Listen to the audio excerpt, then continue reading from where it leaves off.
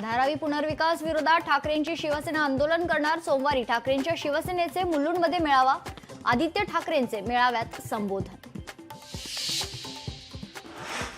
चिन्नस्वामी स्टेडियमवरील चेंगराचेंगरी प्रकरण, मृतांच्या नातेवाईकांना आता 25 लाख रुपये नुकसान भरपाई। कर्नाटक सरकारनं वाढवली नुकसान भरपाईची रक्कम।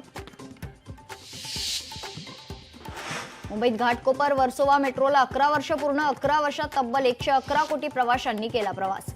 11 वर्षात घाटकोपर वर्सोवा दरम्यान 12.6 लाख मेट्रो फेऱ्या धावल्या।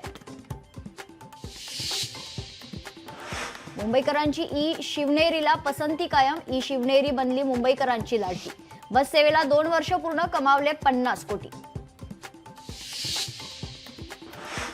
मीरा भाईंदरच्या उत्तन समुद्र किनाऱ्यावर कचऱ्याचे साम्राज्य, स्थानिक नागरिकांची मनपा आयुक्तांकडे सफाई करण्याची मागणी। बीडमध्ये कुख्यात दरोडेखोराला बेड्या। बीडच्या नागझरीच्या पारधी वस्तीत पोलिसांची कारवाई। नाशिक जिल्ह्यात महिनाभरात पावसामुळे शेतीचं नुकसान। 6500 हेक्टर क्षेत्रावर पिकांची हानी, तर पावसामुळे अनेक ठिकाणी शेतात साचलं पाणी। छत्रपती संभाजीनगरमध्ये हळदीच्या कार्यक्रमात मारहाण। खरं तर खाण्यावरून झालेल्या वादाचं रूपांतर हाणामारीत झालं। हाणामारीचा व्हिडिओ सध्या व्हायरल।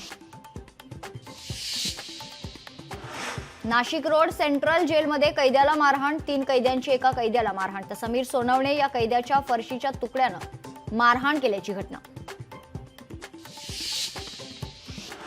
चारित्र्याच्या संशयावरून पत्नीची हत्या, पतीकडून पत्नीचा शिरच्छेद करत हत्या, तर बेंगळुरूमधील धक्कादायक प्रकार। जळगावच्या मेहरून तलावात बुडून 24 वर्षीय युवकाचा मृत्यू। आपत्ती व्यवस्थापनकडून मृतदेह शोधण्याचं काम सुरू। घटनास्थळी नागरिकांची मोठी गर्दी।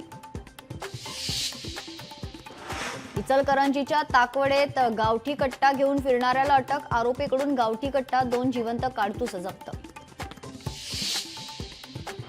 चंद्रपुरात मालवाहू ट्रकनं टोल कर्मचाऱ्याला चिरडला। अपघात घडल्यानंतर ट्रक चालक फरार, तर जखमी कर्मचाऱ्याला जवळच्या रुग्णालयात केलं दाखल।